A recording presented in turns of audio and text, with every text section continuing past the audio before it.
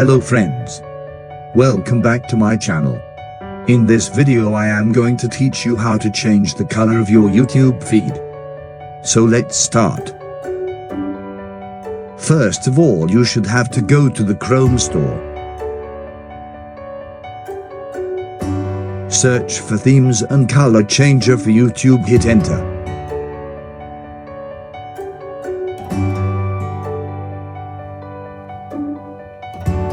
Now click add to Chrome, a notification will pop up. Click add extension, it will install the extension.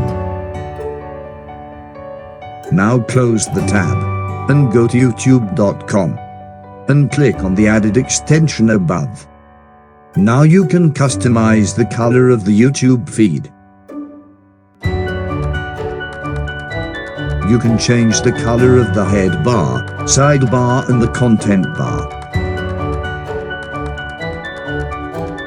You can try this in front of your friends.